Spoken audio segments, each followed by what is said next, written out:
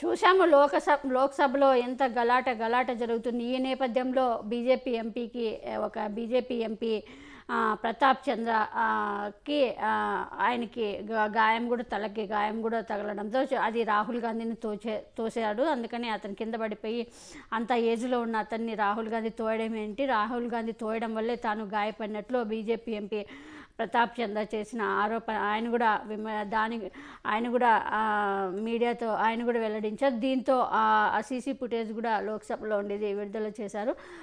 అక్కడ పార్లమెంటు లోపలికి వెళ్తున్న నన్ను బీజేపీ ఎంపీలు ఆపడానికి ప్రయత్నించారంటూ రాహుల్ గాంధీ కూడా దానికి క్లారిటీ ఇచ్చుకున్నారు. నాపై బెదిరింపులకు దిగారు, ఈ క్రమంలో ఇలా జరిగింది అంటూ పార్లమెంటు లోపలికి వెళ్ళే హక్కు మాకుంది అంటూ రాహుల్ గాంధీ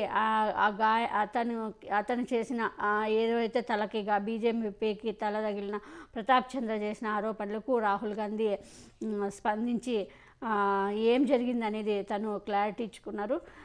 తనే తోశారు, మేము మాకు పార్లమెంట్కి వెళ్ళే హక్కు ఉంది, మేము పార్లమెంట్ ఎంపీలకి లోపలికి పార్లమెంట్లోకి వెళ్తున్న మమ్మల్ని బీజేపీ ఎంపీలు అడ్డుకోవడానికి ప్రయత్నించారు, నాపై బెదిరింపులకు దిగారంటూ కూడా ఈ క్రమంలో ఇలా జరిగింది, తోసేయడం జరిగింది అంటూ కూడా రాహుల్ గాంధీ క్లారిటీ ఇచ్చుకున్నారు మీడియాకి. नहीं, देखिए मैं पता नहीं आपके शांत हो जाए, आपके कैमरा में होगा। ये पार्लियामेंट की एंट्रेंस है, इसमें मैं अंदर जाने की कोशिश कर रहा था तो बीजेपी के एमपी जो थे वो मुझे ऐसे रोकने की कोशिश कर रहे थे, धकेल रहे थे और मुझे धमका रहे थे, तो वो हुआ है बस।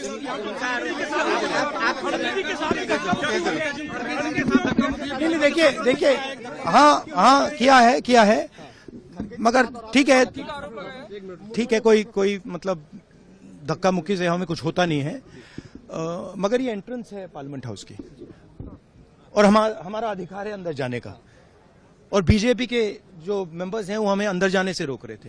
सेंट्रल इशू है जो आप लोग मांग कर रहे हैं अमित शाह के रेजिग्नेशन को लेकर। नहीं, सेंट्रल इशू है कि ये कॉन्स्टिट्यूशन पर आक्रमण कर रहे हैं और जो अंबेडकर जी की मेमोरी है उसका अपमान कर रहे हैं। बीजेपी सर आप लोगों से माफी की मांग कर रही है, कह रही है कांग्रेस माफी मांगे। मैम आपके साथ मुक्की हुई है, मैम प्रियंका जी आपके साथ